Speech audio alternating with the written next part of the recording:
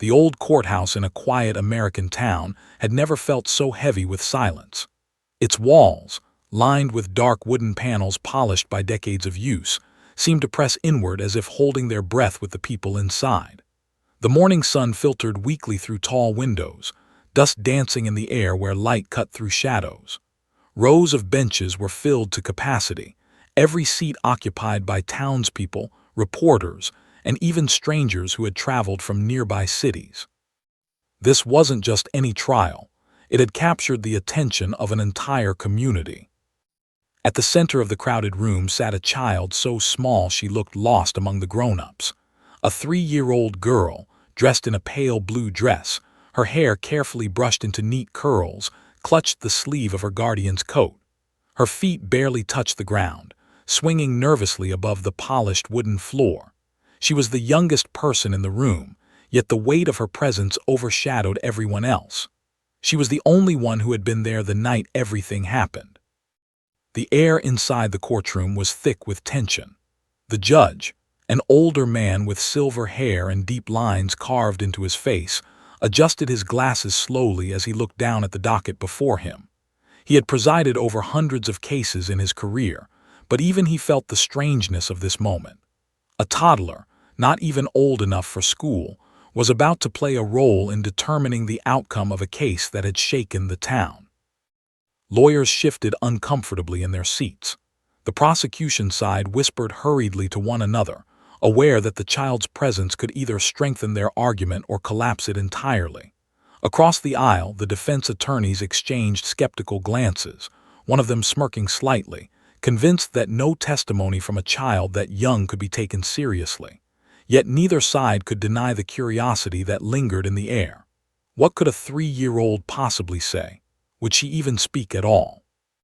The bailiff stood at attention near the door, his stern expression giving nothing away.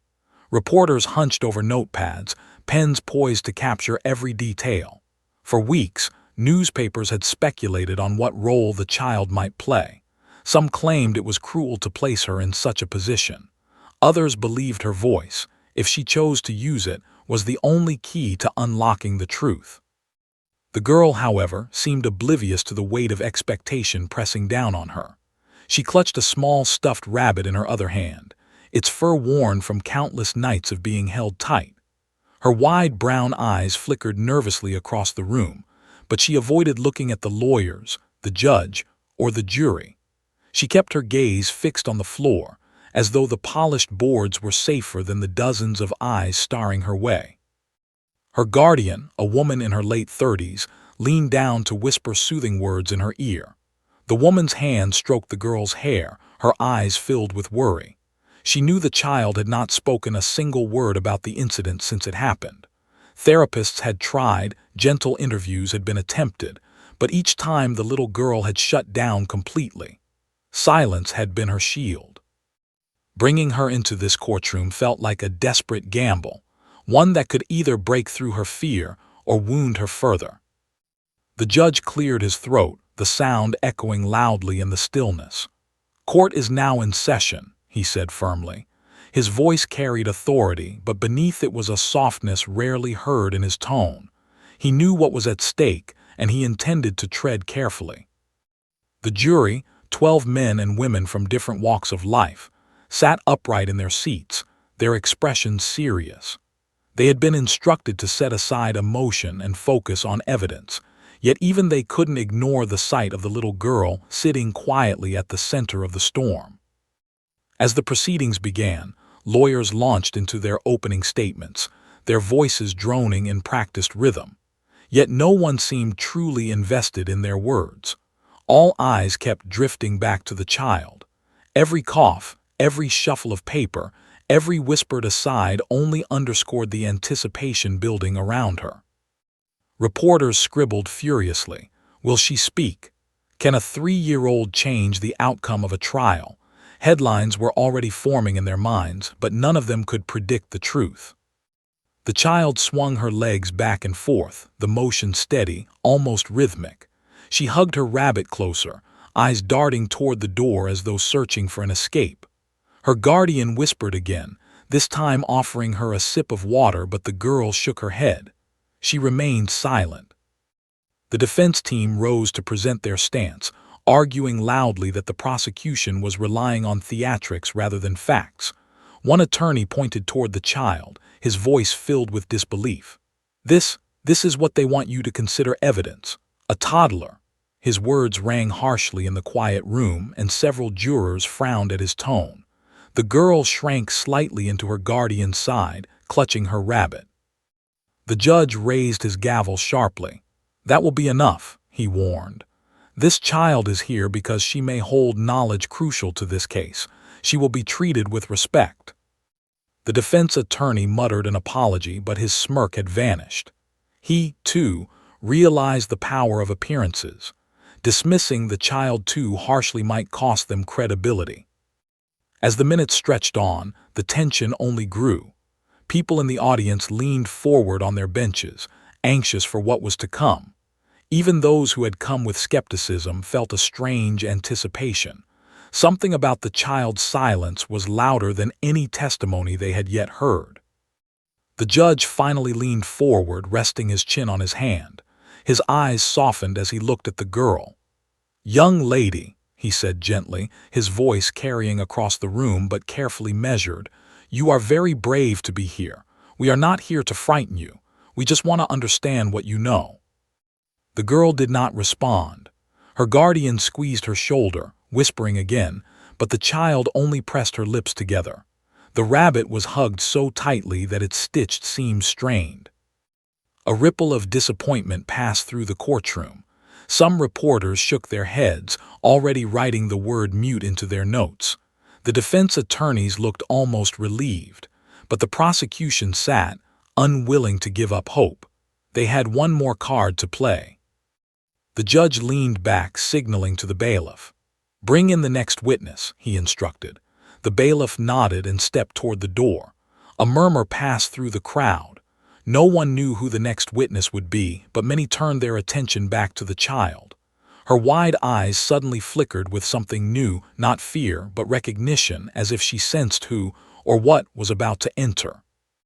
And so the room held its breath once more, the air so tense it seemed to hum. The moment teetered on the edge of revelation, waiting for the door to open. The weight of expectation did not sit on the shoulders of lawyers, jurors, or even the stern judge that morning. It rested on the tiny figure in the pale blue dress. The child sat with her guardian, hands folded tightly over her stuffed rabbit, her silence speaking volumes. She was only 3 years old, yet her presence had become the most debated point of the trial. For weeks leading up to this day, newspapers had run headlines with her name hidden for protection but her role splashed in bold print. The silent witness, too young for the stand. Child holds the key to truth. Talk shows had speculated endlessly, with psychologists weighing in. Some believed a child that young couldn't distinguish fact from imagination. Others argued that children remembered trauma more clearly than adults ever could, unclouded by rationalizations. Inside the courtroom, the debate was more urgent. The prosecution believed the girl held the missing piece of truth. She had been there when it happened. She had seen what no one else had. But since that night, she had retreated into a silence so deep that not even her guardian's tender reassurances could draw her out. The defense seized on this silence, painting it as proof she had nothing meaningful to say. The guardian, a woman with tired eyes but an aura of fierce protectiveness, adjusted the girl's dress and whispered softly, "It's okay, sweetheart. You don't have to be afraid. Everyone here just wants to listen." She stroked the child's hair, but the girl's eyes remained lowered, fixed on the rabbit's frayed ear. At the prosecution's table, the lead attorney leaned forward, his voice low but firm. "Your Honor, this child is the only eyewitness we have. What she experienced, what she knows, could clarify the confusion this case has carried from the beginning. We ask that she be allowed the chance, however small, to testify in her own way." The defense immediately rose. "Objection," their attorney barked, his tone sharp enough to draw startled glances from the jury. "This is beyond absurd. A toddler, barely out of diapers. This is not evidence, this is theater.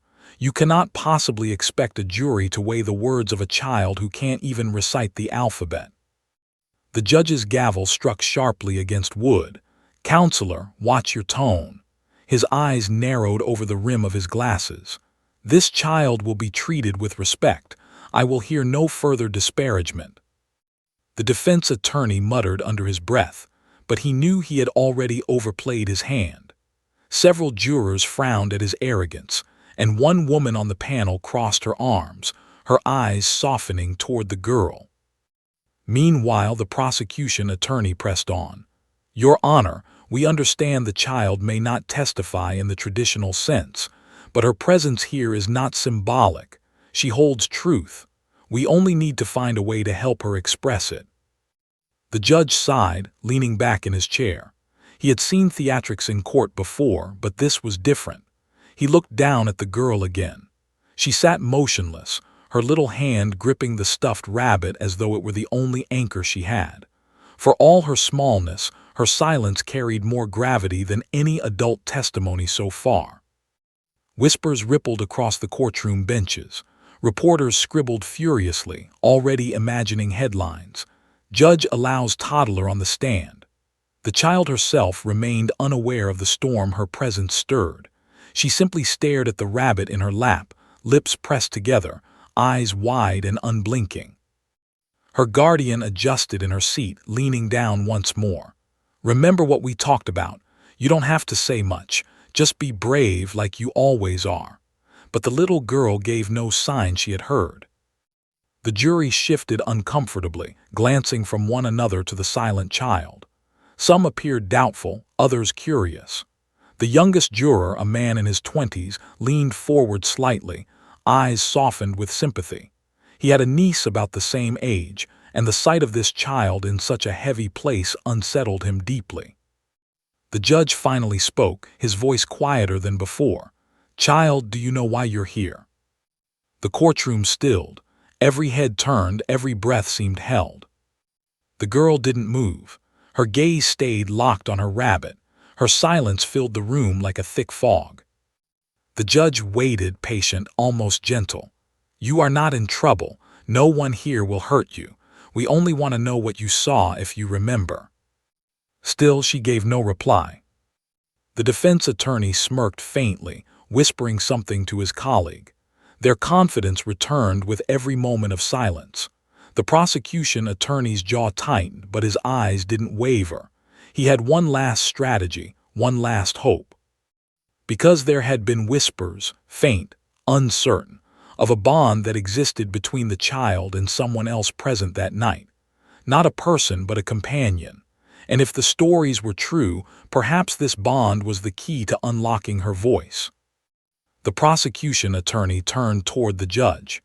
"Your Honor, with the court's permission, we would like to bring in a different kind of witness." Murmurs rippled instantly through the benches. The judge raised an eyebrow. "Explain." The attorney nodded. "The child has not spoken to any adult since the incident, but there is evidence she responded at least once to a police K-9 who was there that night. If we bring the dog in, it may help her recall what happened." The judge paused, weighing the unusual request. A dog as a witness. It sounded absurd, yet something in his instincts told him to allow it. He glanced at the child. For the first time since she had entered the room, her eyes flickered upward, not at him, not at the lawyers, but at the mention of the word dog. He saw it, a spark, a flicker of recognition. The judge tapped his gavel softly. "Permission granted. Bailiff, bring in the K-9." The courtroom buzzed with astonishment. Some gasped, others chuckled under their breath, but no one dared leave. This was not the kind of trial one walked out on. Reporters nearly bent over their notepads, scribbling with frenzied energy. "Police dog called to testify." It sounded like satire, but it was happening. The girl's guardian noticed the small change too. The child sat, her grip on the rabbit loosening slightly. Her wide eyes drifted toward the heavy wooden doors at the back of the courtroom. She seemed to know what was coming. The atmosphere shifted. Doubt gave way to anticipation. Something unusual was about to unfold, something no courtroom textbook had ever prepared them for. The bailiff reached the doors and opened them wide. A hush fell instantly over the room. The little girl's heart seemed to beat louder than the shuffle of footsteps echoing toward her. Her lips parted, her eyes widening as though she was about to whisper something. And then, padding softly across the polished floor, came Rex, the German shepherd whose presence would change everything. The heavy wooden doors at the back of the courtroom creaked open, the sound echoing through the silent chamber like the start of a drumbeat. All eyes turned toward the entryway. A figure stepped through, the K-9 officer's handler in uniform, his hand gripping a sturdy leash. And beside him, padding steadily with the confident gait of a trained protector, came Rex, the German shepherd who had been present the night of the incident. Rex was not just any dog. He was tall, strong, his coat a striking blend of black and tan that gleamed under the harsh overhead lights. His movements were purposeful, every step measured, his ears standing sharp and alert. Though disciplined, his presence carried a raw power that made the room fall into hushed awe. Even those skeptical of his role felt something stir as they watched him. The handler guided him forward slowly, aware that all eyes were on them. The courtroom, moments ago buzzing with whispers and speculation, had fallen into complete silence. The defense attorneys exchanged incredulous looks, one of them raising an eyebrow as if to say, "Really? A dog?" But even their smug disbelief faltered when they saw the reaction of the child. For the first time all morning, the little girl's head lifted. Her wide brown eyes, which had been fixed on the stuffed rabbit in her lap, now locked on the approaching dog. She froze, her lips parting slightly in recognition. The rabbit slipped from her grasp, falling soundlessly to the floor. Her guardian gasped softly, noticing the sudden change. For weeks, the child had barely reacted to anything or anyone, but now her gaze was fixed, steady and unblinking, on Rex. The judge leaned forward slightly, his expression no longer skeptical but deeply curious. He adjusted his glasses, studying the child, then the dog.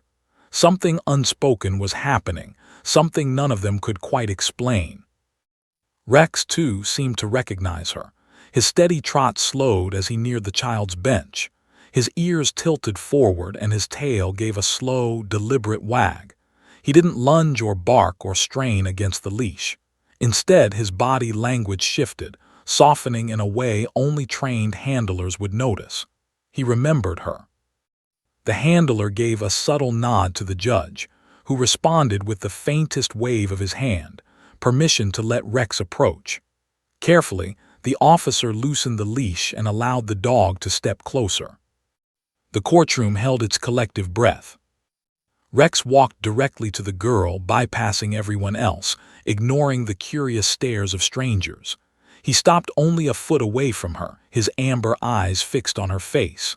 The little girl's small hands trembled, her breath quickening.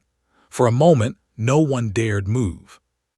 And then, with the gentleness of someone remembering a friend, Rex lowered his head. His nose hovered near her knees, breathing her in as if confirming her scent. His tail gave another slow, deliberate wag. The girl blinked, her chest rising and falling faster now. Then, to the astonishment of every soul in that courtroom, she lifted her small hand. Trembling, hesitant but deliberate, she reached out toward him. Gasps rippled across the benches. Reporters' pens froze mid-stroke. Jurors leaned forward in disbelief. Her hand landed softly on Rex's head.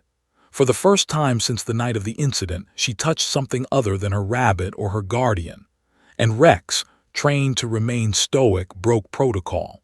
His eyes closed slightly, and he leaned gently into her touch. The room erupted in whispers, but the judge quickly raised his gavel. "Order," he barked, though his voice carried more awe than reprimand. The whispers faded, but the charged air remained. The defense attorneys exchanged nervous glances. Their smirks had vanished. They had argued relentlessly that the child was unreachable, that her silence proved she was useless as a witness. Yet here she was, not just reacting, but connecting in a way that no adult had managed for months. The prosecution attorney sat, his heart pounding. This was more than strategy, this was truth revealing itself. The girl's guardian covered her mouth, tears welling in her eyes. She had spent countless nights trying to break through the wall of silence surrounding the child, whispering, coaxing, singing lullabies to no avail. And yet here, in the middle of a crowded courtroom, the wall had cracked, not for her, not for anyone else, but for the dog. The girl's hand lingered on Rex's head, her fingers curling into the fur between his ears. Her lips trembled as if words were forming, but none came yet. Still, her action alone spoke louder than silence. For weeks, she had refused to make eye contact, to engage, to show recognition. And now, with one touch, she had shown the world that she remembered. The judge leaned forward again, his voice gentle. "Do you know this dog?" The girl blinked, her wide eyes flickering toward him for a split second before returning to Rex. She said nothing, but her hand remained firmly on the dog's head. The handler stood silently nearby, his own expression softened with emotion. He had worked with Rex for years, seen him chase suspects, find missing persons, and stand firm in dangerous situations. But this was something different. He had never seen Rex behave with such tenderness. The jury shifted again, their expressions changing. What had once been doubt now looked more like belief. Even the toughest among them couldn't deny the significance of what they were witnessing. The defense attorney stood abruptly, trying to cut through the moment. "Objection, Your Honor. This is not testimony. This is nothing more than emotional manipulation. A dog wagging its tail cannot be considered evidence." The judge's gavel came down hard, the crack of wood echoing sharply. "Sit down, counselor." His tone was sharp, almost scolding. "You will not dismiss what we are seeing. This is more than theatrics. This is a child making her first connection in months." The defense attorney sank back into his chair, frustration written across his face. Meanwhile, the girl's guardian whispered softly, "It's okay, sweetheart. You can tell them you're safe." The little girl blinked again. Her lips parted, but no sound came. She pressed her forehead briefly against Rex's head, her tiny shoulders shuddering. The dog remained perfectly still, allowing her to lean on him. And in that single moment, the entire courtroom understood. She trusted him. The prosecution attorney rose, his voice softer than usual. "Your Honor, if I may, I believe this shows the child can, in her own way, communicate what happened. We ask for patience. She may yet speak." The judge nodded slowly, his gaze never leaving the girl. "Very well, we will give her the time she needs." The silence that followed was unlike any the courtroom had experienced before. It wasn't heavy with doubt or impatience. It was filled with anticipation, with the fragile hope that something extraordinary was about to happen. The little girl's hand remained on Rex's head, her fingers curling, her lips trembling once more. The moment hung in the air, fragile and electric, as if one whisper could shatter it. And everyone waited for the silence to finally break. The moment the courtroom doors creaked open and Rex padded in, the air shifted. People who had been slouching in their seats sat upright, craning their necks to see the dog that had suddenly become the center of this delicate trial. The German shepherd's coat gleamed under the courtroom lights, his gait steady, purposeful, and calm. He wasn't just an animal, he was a working partner, a symbol of duty, and now, perhaps, the bridge to unlocking a child's truth.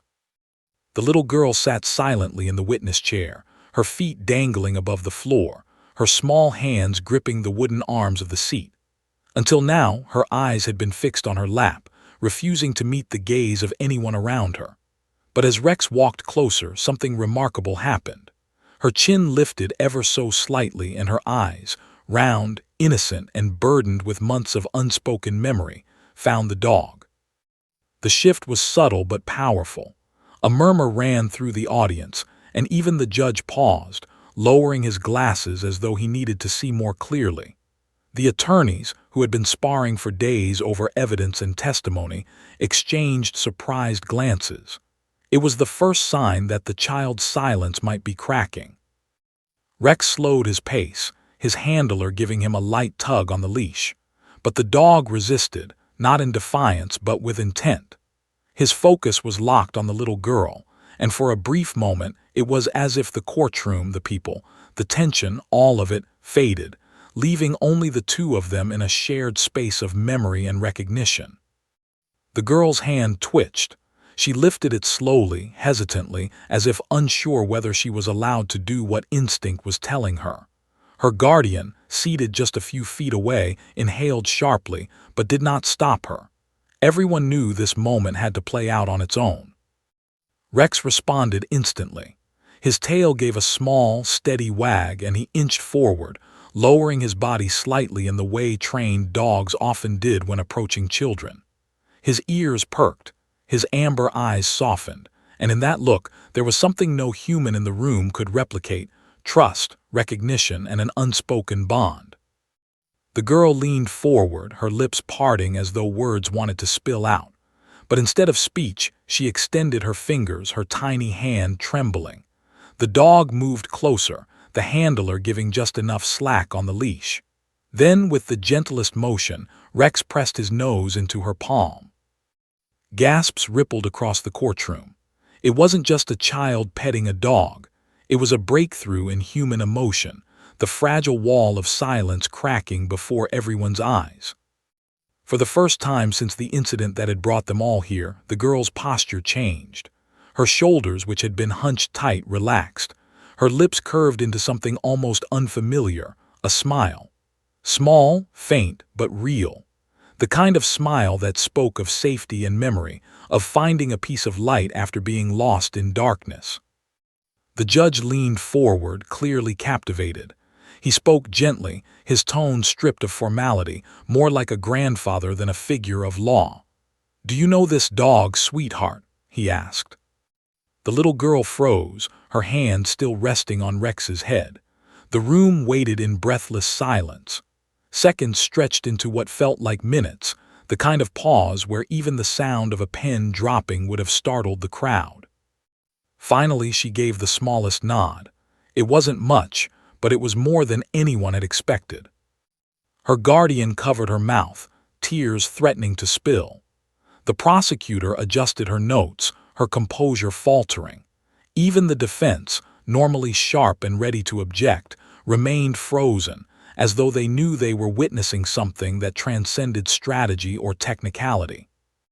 The handler gave Rex a quiet command, and the dog sat beside the girl, leaning his body close enough for her to feel his warmth. That simple act seemed to ground her.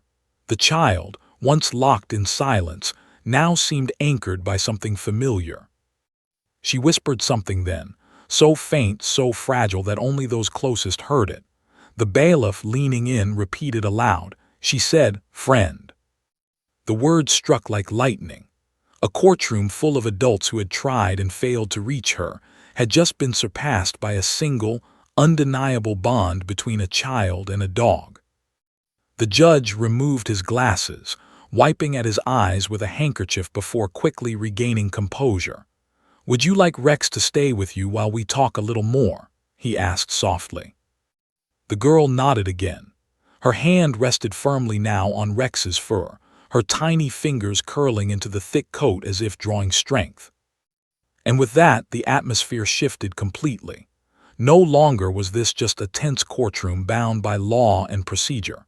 It had become a place where healing was beginning, where truth might finally find its way out of silence.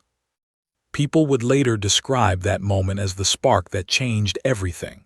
What had seemed impossible, convincing a traumatized child to speak, suddenly seemed within reach.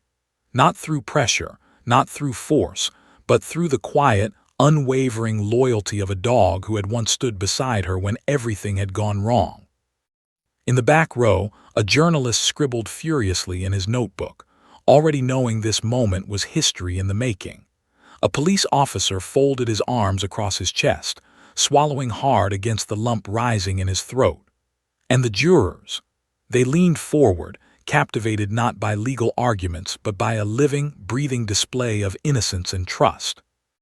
The girl had not spoken much yet, but the courtroom no longer doubted. She was going to.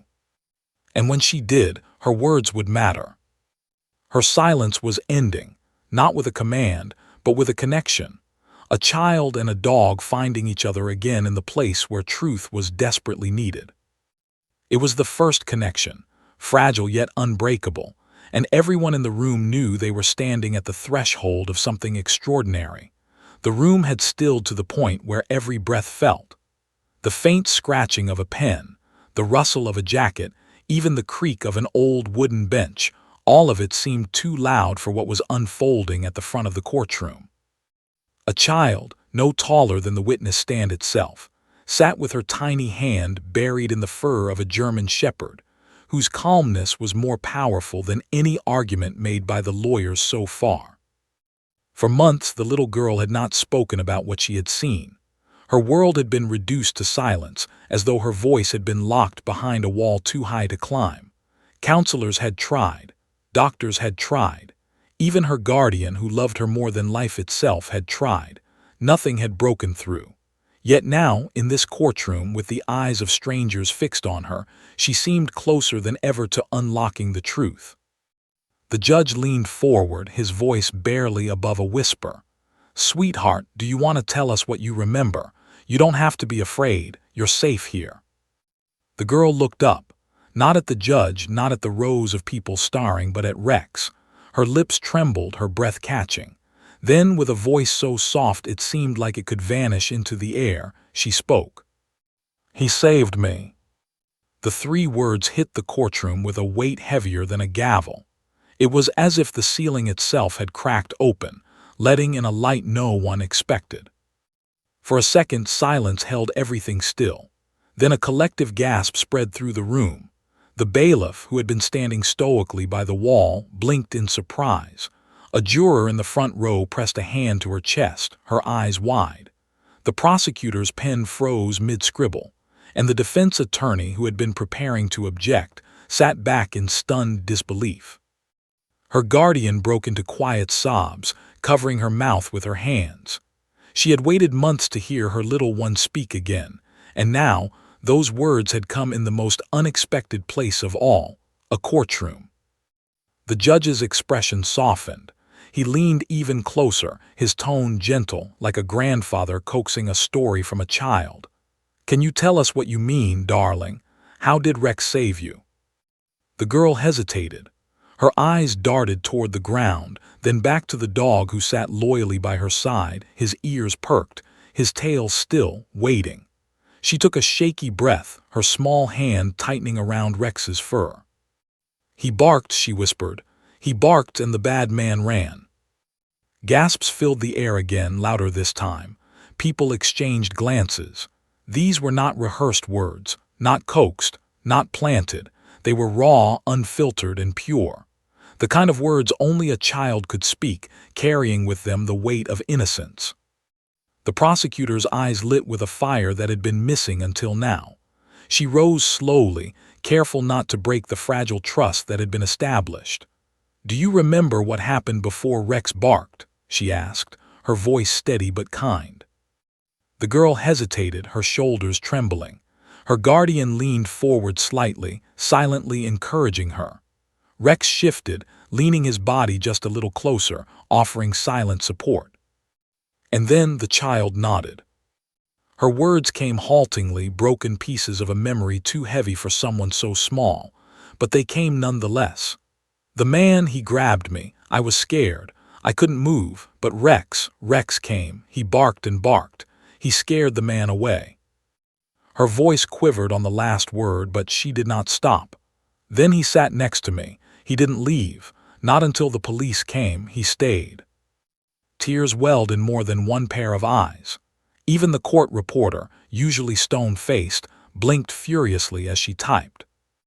The judge exhaled slowly, visibly moved. "You're very brave," he said softly, "and very strong, do you know that?" The girl looked up at him, her eyes big and glistening. She shook her head no. Rex let out a small chuff, almost as if disagreeing with her. That brought the faintest giggle from her lips, a sound so pure it seemed to break the last of the tension in the air. The jurors leaned forward, united in a single thought. This child was telling the truth. The defense attorney finally rose, attempting to regain ground. "Your Honor," he began, "this is highly irregular testimony from a child barely able to comprehend." But he didn't finish. The judge raised a hand, silencing him with an authority that needed no explanation. "Counselor, what we have just heard is not irregular. It is extraordinary. Let us proceed." The defense sat back down, his jaw tight, his argument stolen not by law but by something far greater, the undeniable honesty of a child.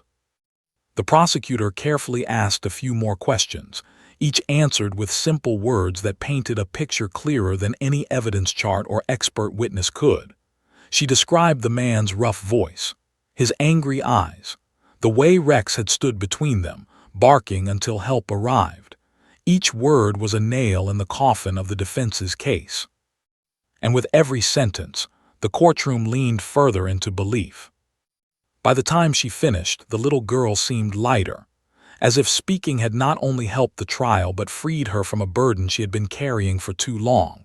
She leaned her head against Rex, whispering, "Good boy," in his ear. The handler wiped his eyes quickly, pretending to adjust his uniform.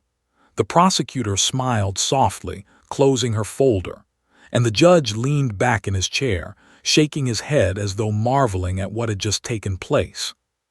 That day the silence was broken not by law, not by argument, but by a child's truth and a dog's loyalty. It was the turning point no one could have predicted, and it left the entire room stunned. The trial was far from over, but in that moment everyone knew the tide had shifted. And it had shifted because a 3-year-old girl, for the first time in months, had found her voice. The words lingered in the air like an echo, each syllable replaying in the minds of everyone seated in the courtroom. "He saved me." For a moment, it was as though time itself had stopped. The hum of the air conditioner, the faint buzz of fluorescent lights, the shuffling of papers, everything seemed to fade into silence. The jurors sat frozen, wide-eyed and riveted. 12 people from different walks of life, bound by civic duty, were now united in a single expression of awe. A middle-aged woman in the front row reached into her purse for a tissue, dabbing at her eyes.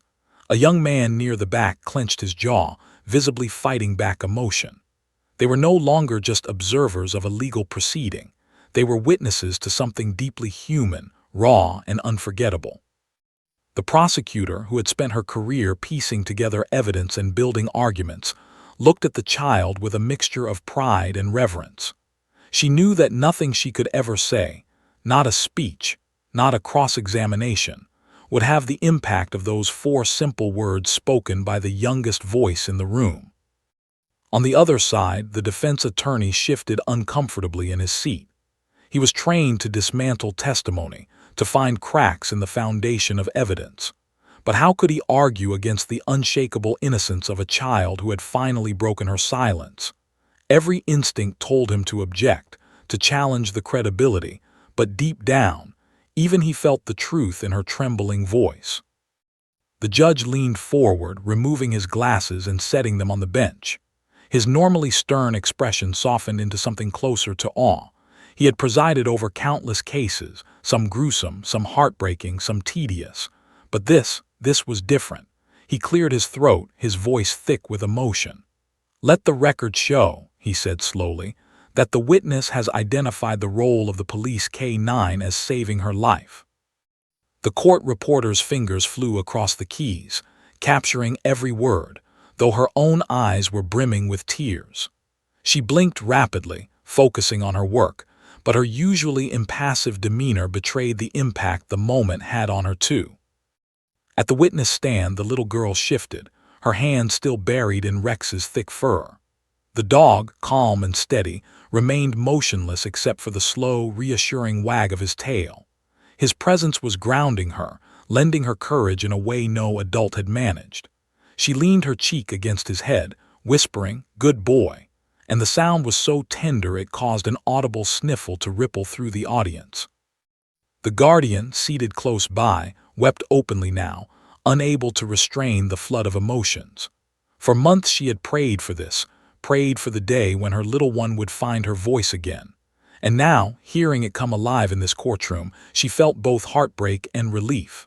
Heartbreak that the words carried so much pain, and relief that the silence had finally been broken. The prosecutor rose carefully, not wanting to shatter the fragile courage the child had summoned. "Sweetheart," she said gently, "you said Rex saved you. Can you tell us, just in your own words, what you remember when that happened?" The girl looked up at her, then at Rex, drawing strength from the dog's steady presence.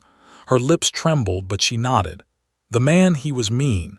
He grabbed me. I was scared, but Rex barked. He scared him away. He stayed with me, he didn't leave." Gasps filled the air again. Each detail was simple, almost painfully so, yet it struck with the weight of truth. No courtroom jargon, no embellishments, just the raw clarity of a child's memory. The defense attorney half rose from his chair, ready to object again, but the judge's piercing look froze him in place. "Not another word," the judge warned. "This child has a right to be heard." The defense sat down slowly, his face pale. He glanced at his client, whose expression had shifted from arrogance to unease. For the first time, the accused seemed aware that the walls were closing in, and they were closing in fast. The audience murmured softly, their voices hushed but charged with energy. They weren't just spectators anymore. They were emotionally invested in the outcome. Reporters scribbled furiously in notebooks, knowing the story they were witnessing would make headlines across the country. The girl continued, her voice gaining a little more strength with each word.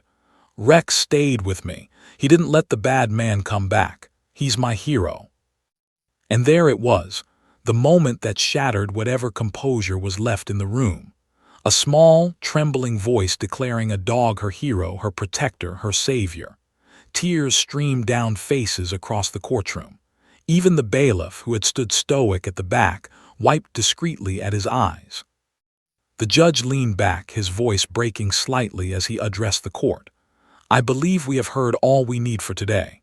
He paused, then looked directly at the little girl. "You are one of the bravest witnesses I've ever seen in my courtroom, and you are right, Rex is a hero, but so are you, young lady." The girl blinked at him, unsure what to say. Then she buried her face in Rex's fur, her small body relaxing as though an enormous weight had been lifted from her shoulders. Her guardian rushed forward as the judge allowed a recess, scooping the child into her arms.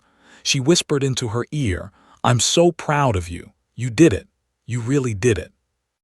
Rex stayed close, his handler giving him a light pat of approval. The dog didn't understand the intricacies of the legal system, but he understood loyalty, protection, and love, and in this moment, that was enough. As the courtroom slowly emptied, people whispered to one another, replaying the child's words again and again. The testimony had not only stunned everyone, it had shifted the entire direction of the trial. The defense team huddled with their client, panic flashing in their eyes. They had built their case on uncertainty, on the child's silence, on the hope that fear would keep her from speaking. But that silence was gone now, and in its place stood a truth so undeniable it cut through every argument they had prepared. Meanwhile, the prosecutor closed her files with a satisfied nod. She knew the case wasn't over, but she also knew momentum had swung heavily in her favor. The jury had seen and heard the truth, not from her, not from experts, but from the innocent lips of a 3-year-old. And above all else, they had witnessed the unbreakable bond between a child and a dog, a bond strong enough to silence a room, stun a courtroom, and tip the scales of justice. The stunned reaction was not just about the testimony, it was about what it represented. Courage in the smallest package, loyalty in its form, and the undeniable power of truth spoken from the heart. The silence was broken, the truth revealed, and nothing in that courtroom would ever be the same again. The courtroom had always been a place of procedure, rules, and carefully measured words. But after the little girl's testimony, It no longer felt like just another trial. It felt like a reckoning. Her soft, trembling voice had done what months of legal arguments could not. It pierced through doubt and forced the truth into the light. The jury sat now, their pens forgotten, their notes abandoned. They had just witnessed something raw and undeniable, and it carried far more weight than any polished statement from an attorney. The prosecutors knew it, the defense knew it, and the judge, watching quietly from the bench, knew it too. The atmosphere shifted from uncertainty to clarity. No longer was the case balanced on technicalities or missing details. The words of a 3-year-old had tipped the scales, and justice, long delayed, was finally within reach. The prosecution strengthened. The prosecutor wasted no time. With calm confidence, she began to weave the little girl's testimony into the broader case. "Ladies and of the jury," she said during her next round of questioning, "you have just heard from the only eyewitness who was there that day. Not rehearsed, not coerced, but genuine." She carefully layered supporting evidence, phone records, physical traces, and the testimony of officers who arrived moments after the incident. Each piece aligned seamlessly with the child's words. It was as if her voice had unlocked the missing pieces of a puzzle the prosecution had struggled to complete. The jurors leaned forward, nodding slightly as connections became clear. For weeks, they had sifted through dry reports and conflicting accounts. But now, the narrative felt whole. The defense falters. Across the aisle, the defense scrambled. Their strategy had always relied on discrediting the child before she spoke. They had suggested trauma made her unreliable. They had argued silence meant uncertainty. They had built their case on shadows, confident that the absence of her voice would work in their favor. But now, her voice had shattered that foundation. The lead defense attorney rose, trying to regain control. "Ladies and," he said, addressing the jury, "we cannot allow emotions to cloud facts. This is a child. Her memory may be imperfect. She may have been influenced." Yet even as he spoke, his words rang hollow. The jurors' faces betrayed doubt, even irritation. It wasn't that they didn't understand his logic, it was that they no longer believed it.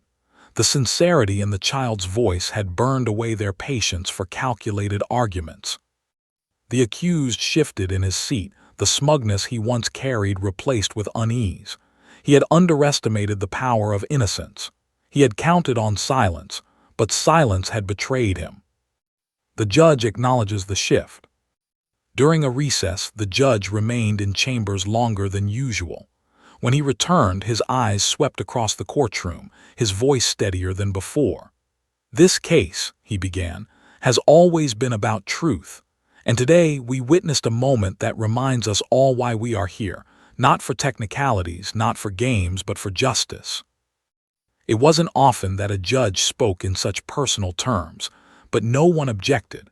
Everyone in the room understood that they were standing at the edge of something larger than a trial. The girl's courage ripples outward.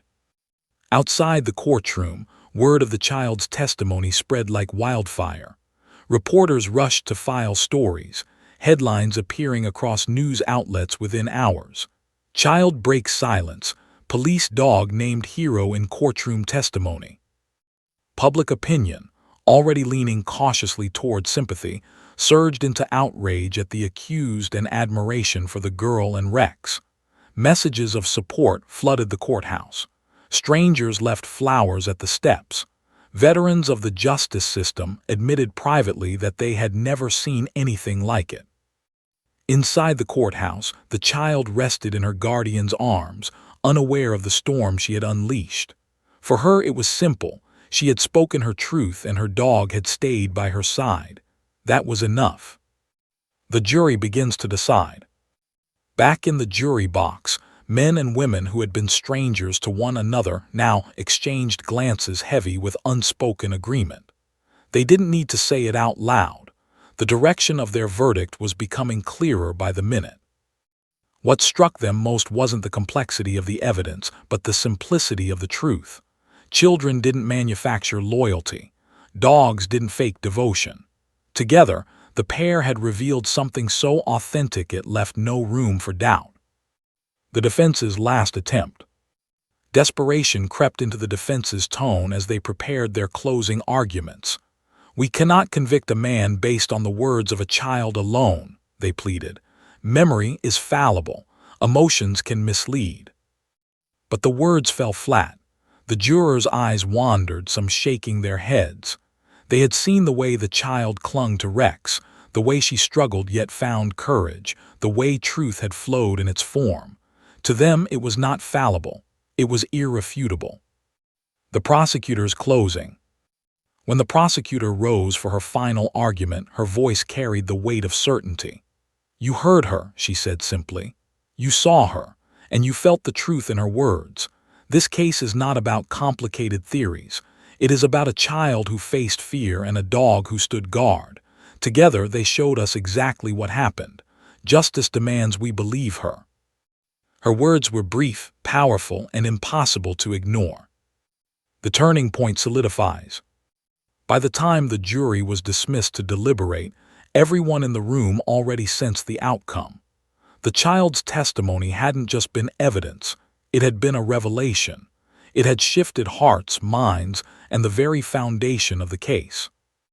The accused avoided eye contact as deputies led him back into holding.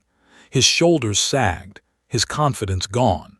For the first time, he looked less like a man in control and more like someone cornered by the truth. Meanwhile, Rex lay quietly at the girl's side, his work unspoken but undeniable. He didn't know that he had just helped tip the balance of justice. To him, he had only done what was natural, protect and stay loyal. The little girl stroked his fur, her smile faint but steady. For the first time in months, her eyes carried something more than fear, they carried relief. And in that moment, the entire courtroom realized what had happened. The turning point had arrived. Justice was no longer a distant hope. It was inevitable. The courthouse steps were still crowded long after the verdict had been read.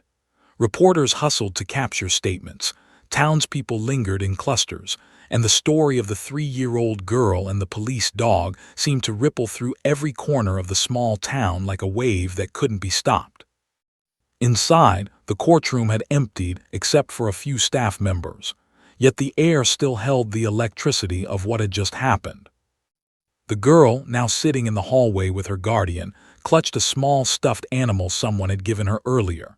She seemed lighter, her face less clouded than before, though she was still shy and spoke only in short bursts. Every so often, her wide eyes darted toward Rex, the German shepherd, who lay at her feet like a silent sentinel. His ears twitched each time someone approached, but his focus never wavered from the child. For the officers who had worked with Rex for years, it was a moment of pride mixed with awe. They had trained him to follow commands, track scents, and protect lives, but none of them could have imagined he would play such a pivotal role in drawing words out of a traumatized child. His presence alone had unlocked the truth, and that truth had changed the outcome of an entire case. The judge, now in chambers, leaned back in his chair, shaking his head slowly. He had presided over countless trials, but never one quite like this. "In all my years," he muttered to his clerk, "I've never seen innocence speak so loudly with so few words." He knew that future lawyers, psychologists, and law students would one day study this case, not for its legal complexities, but for the remarkable moment when a toddler and a dog turned silence into revelation. Outside the courthouse, news stations ran live segments. The footage of the girl pointing at Rex and whispering, "He saved me," had already been replayed dozens of times on national broadcasts. Viewers across the country were captivated by the purity of the moment.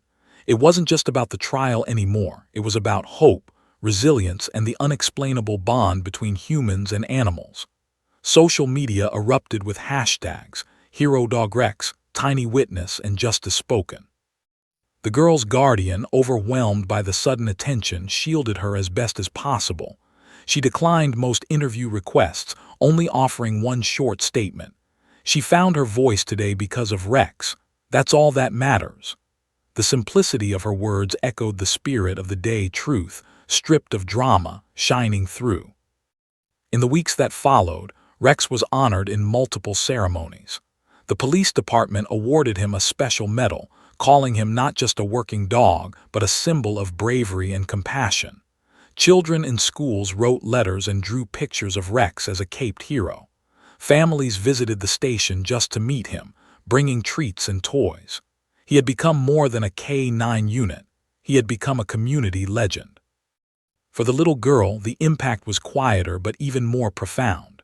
Therapists noticed that after that day in court, she began speaking more regularly. At first, it was in small phrases, often directed at Rex, but gradually she grew more confident with others too. Where once she recoiled from the world, she now showed glimmers of trust. Her guardian described it as watching a flower slowly uncurl after a storm. The courtroom moment remained a turning point in her young life. People often remarked that courage doesn't always roar. Sometimes, it whispers in a tiny voice that says just enough. And in this case, that whisper had not only brought justice but had also begun the healing process for a child by fear. Years later, when the girl was old enough to understand the weight of what had happened, she would look back on that day with clarity. She remembered the cold bench of the courtroom, the sea of serious faces, and the knot in her stomach. But most of all, she remembered Rex, the steady warmth of his presence, the way his eyes met hers without judgment, and the moment she realized she wasn't alone. "He gave me strength," she would later tell a reporter. "I spoke because he was there." The legacy of the trial lived on not just in memory, but in tangible change. Lawmakers in the state began drafting policies to better accommodate child witnesses, recognizing the importance of creating safe, supportive environments for them. Courtrooms started experimenting with therapy dogs, inspired by Rex's impact. What had once seemed unconventional became a model for protecting the most vulnerable voices in the justice system. Even as time moved forward, the town never forgot. On the anniversary of the verdict, a local park unveiled a bronze statue of Rex. The sculpture depicted him sitting tall, his eyes forward, radiating loyalty. The plaque beneath read, "In honor of Rex, who reminded us that heroes come in all forms." The unveiling drew hundreds of attendees, including the girl and her guardian who stood quietly among the crowd, tears in their eyes. The story had traveled far beyond that small town. It had become a reminder across the nation that truth sometimes rests in unexpected places, and that even the smallest voices can carry the heaviest truths. Teachers used it in classrooms to talk about courage. Churches used it in sermons about faith. Families told it at dinner tables as a lesson in hope and perseverance. In the end, what stunned everyone that day in court wasn't just the words themselves. It was the realization that a bond as simple as trust between a child and a dog could tip the scales of justice. It was the reminder that compassion has the power to pierce through silence, and that even in the darkest of cases, light can find its way through the most unlikely sources. As the girl grew older, she carried that moment with her. She would face challenges, as all people do, but she knew deep down she had once faced the hardest thing imaginable and spoken. And because of that, she believed she could face anything. Rex remained part of her life until his final days, and when he passed, she described him not as a dog but as her first true friend. And so the story of the 3-year-old who broke her silence lived on, not just as a courtroom drama, but as a testament to the resilience of the human spirit, the loyalty of animals, and the unexpected ways truth reveals itself. People remembered the gasps, the tears, the judge's astonishment, but above all, they remembered a little girl's simple words, words that stunned everyone and forever changed what justice could mean.